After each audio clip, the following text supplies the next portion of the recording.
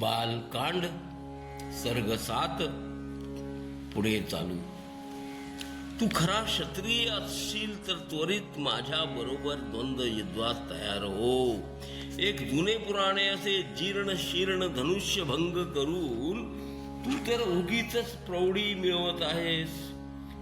हे राघवा, जर या वैष्णव धनुष्यास तू दोरी प्रत्यांच्या लावलीस तर मी तुझ्या सोबत युद्ध करेन, नाहीतर आत्ताच तुम्हा सर्वांना ठार करेन. कारण मी क्षत्रियांचा अंतच करणारा आहे. परशुराम यांच्या क्रोधाने पृथ्वी चळचळा कापू लागून सर्वांच्या डोळ्यासमोर अंधार पसरला. तेव्हा दशरथ नंदन श्रेष्ठ वीर श्रीरामांनी परशुरामाकडे रागाने पाहून त्यांच्या हातून धनुष्य हिसकावून सहजपणे त्यात प्रत्यंचा लावली. भात्यातून एक बाण घेऊन धनुष्यात जोडून दोरी खेचूनच पराक्रमी श्रीरामांनी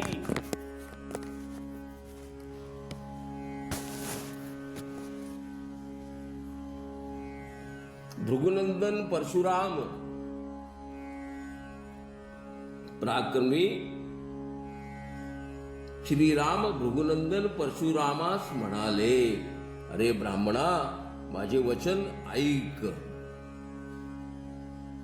माझा बाण हा अमोघ आहे, याचे लक्ष दाखवा. आपल्या पुण्याने जिंकलेले लोक अथवा तुमचे 2 चरण यापैकी एक बाणाचे लक्ष म्हणून माझ्या आज्ञेने त्वरित सांगा. त्याचा वेध मी या बाणाने करीन. त्यामुळे तुम्ही इहलोकी अथवा परलोकीही जाऊ शकणार नाही. मी तुमच्या सोबत कोणत्या प्रकारे वर्तन करावे हे माझ्या आज्ञेने त्वरित मला सांगा. रामचंद्र असे बोलत असतानाच श्री परशुरामांचे मुख सगळे परशुरामांचे मुख निस्तेज की झाले. मग पूर्वीच्या वृत्तांताचे स्मरण करीत उद्गारले, अहो रामा, अहो महाबाहो, आपण परमेश्वरच आहात हे आता मला ज्ञात झाले आहे. या विश्वाची उत्पत्ती, स्थिती आणि प्रलय याचे कारण असणारे पुराण पुरुष भगवान विष्णू आपण आहात. बालपणी मी भगवान विष्णूंच्या तपास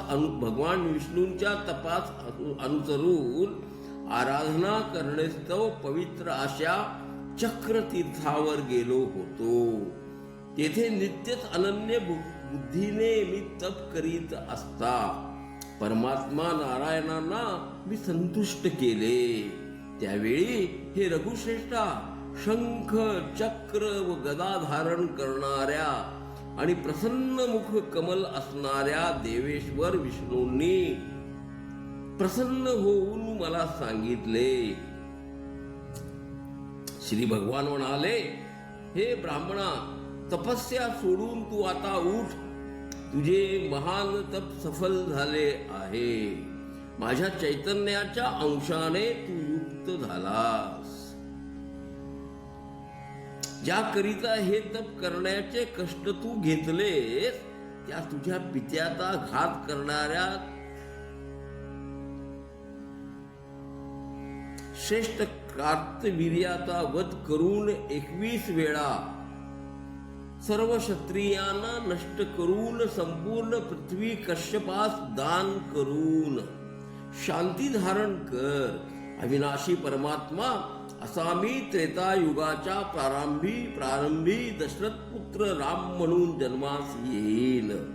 त्यावेळी सीता या माझ्या शक्तीसह तू मला पाहशील. त्यानंतर तुला पूर्वी दिलेले तेज मी पुन्हा तुझ्याकडून परत घेईन. नंतर तू तपस्या करीतच ब्रह्मदेवाच्या एका दिवसापर्यंत कल्पांतापर्यंत या पृथ्वीवर राहा, असे सांगून भगवान विष्णू अंतर्धान झाले. मग त्यांच्या सांगण्याप्रमाणेच मी वर्तन केले. हे रामा, तुम्ही विष्णू आहात. ब्रह्मदेवाच्या प्रार्थनेस अनुसरून तुम्ही जन्म धारण केला आहे. तुमचे जे तेज माझ्या ठिकाणी होते ते तुम्ही आज परत घेतले आहे. हे प्रभू, तुम्हास विष्णू रूपात मी ओळखले आहे. म्हणून माझा जन्म आज सफल झाला. ब्रह्मदेवादिकांनाही तुम्ही अप्राप्य आहात आणि या प्रकृतीच्याही पलीकडे आहात असे मानले जाते.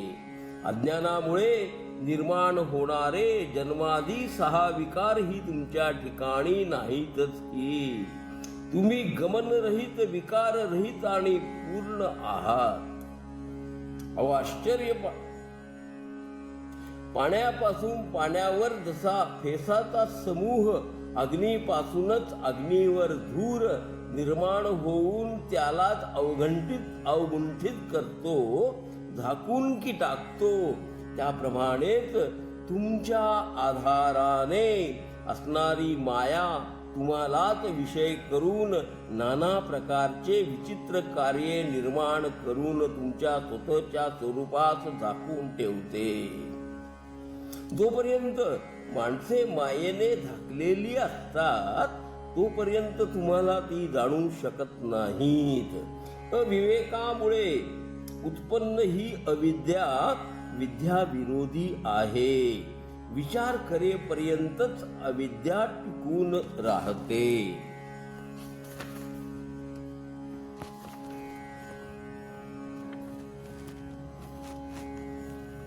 अविद्येने निर्माण झालेला देह इत्यादीच्या संघातामध्ये प्रतिबिंबित झालेल्या चित्तशक्तीस या जीवलोकी जीव असे म्हटले जाते.